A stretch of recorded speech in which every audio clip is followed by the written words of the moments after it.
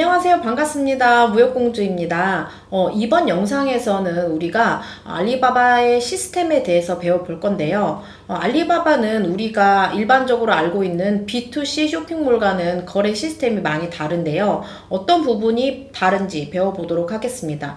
이 알리바바닷컴의 거래 과정에 대해서 배워보고 또 알리바바닷컴의 시스템이 B2C 쇼핑몰과 어떻게 다른지 비교하면서 배워보도록 하겠습니다. 아마 다들 온라인 쇼핑몰에서 제품 구매를 아마 해보셨을 거예요.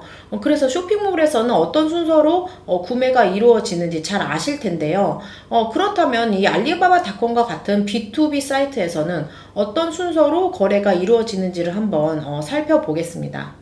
우리가 이 알리바바닷컴 같은 사이트에 상품을 업로드를 하면요. 바이어가 그 제품을 보고 관심이 있습니다 하면서 뭐 문의나 메시지를 보냅니다. 그러면 우리는 그 문의에 대해서 내용에 응대를 해줘야겠죠. 보통 바이어가 이제 가격이나 최소 수량, 뭐 제작 기간, 배송과 관련된 질문을 하게 됩니다. 대화가 잘 이루어지고 또 바이어가 조건이 마음에 들면요. 본발주를 하기 전에 바이어가 샘플 주문을 먼저 합니다. 우리가 샘플비와 샘플 배송비를 받으시고 샘플을 발송을 해 주시면 되고요. 이제 바이어가 샘플을 확인하고 충분한 기간 동안 테스트를 거치게 되면 제대로 본발주를 하게 됩니다. 이 본발주를 하면서 필요에 따라서 바이어가 뭐 바이어의 브랜드로 제작을 한다든지 아니면 뭐 바이어의 요청에 맞는 주문 제작을 하게 될 수도 있습니다. 이렇게 되면 이제 바이어에게 뭐 전액을 받으시거나 아니면 뭐 성금을 절반 정도 받으시고 뭐 그 제품으로 제품을 제작을 하시면 됩니다. 제작을 하는 데는 뭐 기간이 좀 소요가 되겠죠. 제품 제작이 만약에 다 되었을 때, 전액을 뭐 받으셨을 경우에는, 바이어가 원하는 방식으로 배송을 보내주시면 되고요. 만약 뭐 성금 일부만 받으셨다면 바이어한테 연락을 하셔서 물건이 준비가 다 됐으니까 나머지 돈을 보내달라 이렇게 요청을 하시고 돈이 다 입금이 확인이 되면 물건을 보내주시면 됩니다. 바이어도 회사이기 때문에요. 주문한 물건이 모두 소진이 되면 또다시 재구매가 이루어집니다. 그래서 바이어와 관계만 잘 형성된다면 수년 동안 계속해서 재구매가 이루어지게 되지요. 이렇듯이 B2B 시장은 B2C 시장과 거래 방법이나 성격이 다릅니다. 제가 교육을 하면요. 이 알리바바가 온라인 시장이기 때문에 많은 분들이 상위 노출을 시켜서 높은 트래픽을 확보하는 것이 가장 중요하다고 생각을 하시는데요. 이게 쇼핑몰과 같은 B2C 시장에서는 맞는 말이지만 B2B 시장에서는 아닙니다. B2C에서는 많은 트래픽을 유도를 해서 많은 횟수를 파는 것이 중요하지만요. 이 B2B 시장에서는 제대로 된 고객 하나만 잡아도 몇 년 동안 거래가 유지가 되고 계속해서 회사가 안정적으로 운영이 될 수도 있습니다. 그래서 상위 노출을 시키는 것보다는 고객에게 받은 문의를 주문으로 연결시키는 능력이 더 중요합니다. 제가 운영하는 네이버 카페에 올라온 회원님의 후기인데요. 이분의 후기를 보면 B2B 시장이 어떤 느낌인지를 이해를 할 수 있습니다. 이분은 저와 비슷한 또래에 아마 30대 후반에서 40대 초반 정도 되는 어린아이 둘을 키우고 있는 주부 회원님이신데요. 제 책을 읽고 알리바바로 B2B 창업을 하셨다고 합니다. 이분의 후기를 보면요. 뭐 건건이 계약 예정인 것들이 겹쳐서 알리바바 계정을 잠시 쉬는 중이다. 뭐 진행 중인 건들만 해도 혼자서 처리하기에 무리가 있다고 말씀을 하고 계신데요. 도매 주문 제작권 여러 개를 한꺼번에 처리를 하고 계신 것 같아요. 아마 바이어들 요청 사항이 여러 가지일 것이고요. 또 제품을 한 가지 내보낸다 해도 뭐 그에 관련된 부자재라든지 원료, 뭐 여러 업체와 연락해서 조율을 하는 과정을 거쳐야 하기 때문에 정신없이 바쁘실 거예요. 또 이렇게 바이어가 하나둘씩 늘어나게 되면 그 바이어들이 또다시 재주문을 하기 때문에 그 바이어들만으로도 회사가 운영이 되는 것이죠. 그러니까 알리바바 계정을 잠시 쉬고 있다고 얘기를 하시는 것입니다. 저 역시 마찬가지인데요. 지금 당장 제가 알리바바 계정을 탈퇴했다고 해도 저희 회사 매출에 전혀 영향이 없습니다. 저희는 이미 기존 바이어들이 많이 있고 또 기존 바이어들의 재주문만으로도 회사가 안정적으로 운영이 되고 있기 때문이에요. 하지만 B2C 쇼핑몰이라면 아마 계정 탈퇴와 함께 매출이 바로 영원이 되겠죠. 제가 수강생분들의 이해를 돕기 위해서 이 쇼핑몰과 알리바바닷컴의 차이를 표로 만들어서 한번 비교해 보았는데요. 이 쇼핑몰 같은 경우에 형태를 보면 B2C 소매 사이트 기반이고요. 이 알리바바닷컴은 B2B 도매 기반 사이트입니다. 구매와 결제를 살펴보면요. 다들 아시다시피 사이트 안에서 고객이 직접 구매하고 결제를 하는데요. 하지만 B2B에서는 이 고객과 판매자와의 커뮤니케이션을 통한 거래가 이루어지기 때문에 이 판매자와 고객이 대화를 거쳐서 구매를 이끌어내셔야 합니다. 이 중국 판매자 같은 경우에는 사이트 내에서 결제를 받을 수 있지만 우리 한국 판매자의 경우에는 알리바바 사이트 내에서 결제를 받으실 수가 없습니다. 결제는 따로 뭐 외화 통장이라든지 페이팔 등으로 직접 받으셔야 하는데요. 그렇기 때문에 더욱더 바이어와 대화를 잘 해서 주문과 결제까지 이끌어내는 것이 중요하겠죠. 회사 정보 노출 부분을 보면요. 쇼핑몰은 부분적으로 가능하거나 불가능합니다. 이 판매 수수료 문제가 있기 때문에요. 직거래를 권장하지 않습니다. 하지만 알리바바는 모든 회사 정보의 노출이 가능합니다. 우리 회사의 이름, 주소, 전화번호, 이메일, 웹사이트 등의 모든 정보를 노출을 하셔도 되는데요. 우리 회사를 홍보하는 24시간 온라인 박람회라고 생각을 하시면 될 것 같아요. 이 수익 구조를 보면요. 쇼핑몰의 주된 수익 구조는 판매에서 발생되는 판매 수수료입니다. 그렇다면 쇼핑몰에 돈을 낸 사람이 누구인가요? 바로 구매자이죠. 그렇기 때문에 쇼핑몰은 정책이 구매자 보호 정책으로 갈 수밖에 없습니다. 제 친구 중에 15년 넘게 해외 쇼핑몰에서 판매를 잘 하고 있는 친구가 있어요. 이 친구도 연매출이 70억이 넘는 친구로 최근에 한국 탑셀러 상도 받았다고 하던데요. 그 친구가 예전에 미국으로 TV를 팔았는데 구매자가 TV 안에 TV 박스 안에 TV는 없고 벽돌이 들었다고 클레임을 걸었다고 합니다. 그런데 이 친구가 이 박스에 TV가 들어있다는 것을 증명을 하지 못해서 결국 환불을 당했다고 해요. 이 친구는 하도 그런 경우가 많아서 아예 전 과정을 CCTV로 녹화하고 있습니다.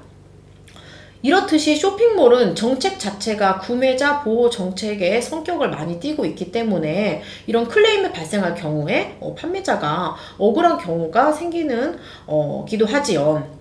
하지만 이 알리바바닷컴의 주된 수익 구조는 우리와 같은 판매자가 내는 유료 회원의 연회비나 광고비입니다. 구매자들은 무료 회원으로 가입을 해서도 얼마든지 물건을 구입을 할 수가 있습니다.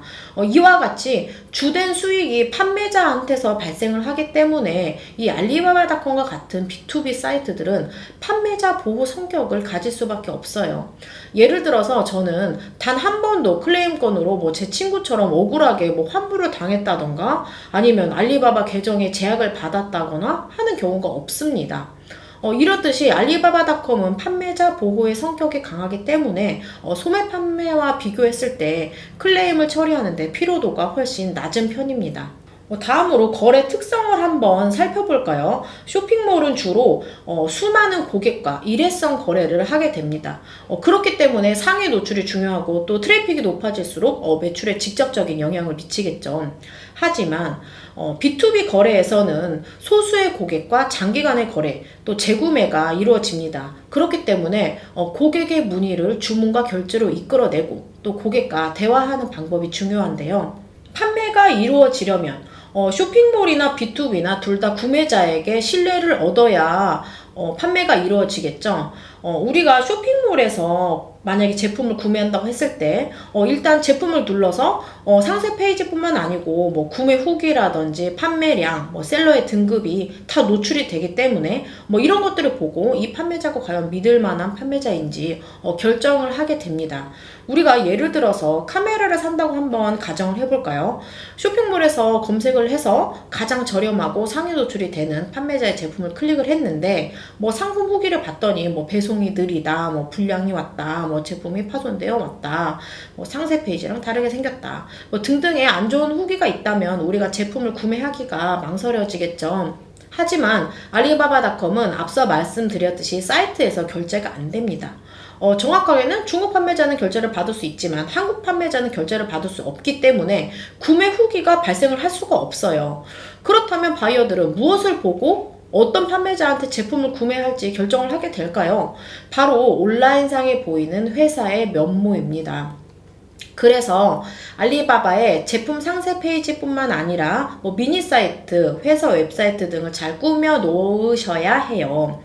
바이어는 온라인상에 보이는 정보만으로 적게는 수백 불, 많게는 수천 불, 수만 불의 주문을 하게 됩니다. 저는 바로 이 부분 때문에 1인 기업으로 창업을 하고 집에서 4년 동안 혼자 일했음에도 불구하고 성공을 할 수 있었는데요. 회사 웹사이트, 알리바바 미니 사이트 등을 멋지게 꾸며놓고 바이어가 문의가 왔을 때 제품에 대한 전문적인 지식을 갖고 답변을 해준다면 바이어는 우리 회사가 큰 회사, 또 믿을 만한 회사라고 생각을 하고 주문을 하게 됩니다. 제가 예전에 러시아 바이어한테 물건을 잘못 보낸 적이 있는데요. 바이어가 그때 이런 소리를 하더라고요. 어떻게 너희 회사처럼 큰 회사에서 이런 사소한 실수를 할 수 있냐고 말입니다. 당시 저는 집에서 혼자서 일을 할 때였습니다. 그래서 알리바바는 1인 기업이나 영세 소상공인이라고 할지라도 이 온라인상에 보이는 회사의 면모만 잘 갖춰 놓으면 성공을 할 수 있는 시장입니다.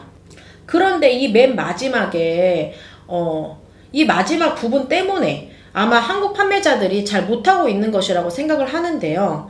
앞선 영상에서 알리바바닷컴에 아직 한국 판매자들이 많이 없어서 블루오션이라고 말씀을 드렸습니다.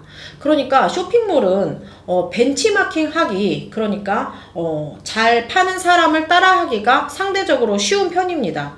온라인상에 제품이 얼마에 팔리고 또 몇 개가 팔렸고 판매자 정책이 어떤지 후기가 어떤지 다 나오기 때문에 잘하는 사람을 찾기가 쉽고 또 따라하기가 쉽다는 거죠.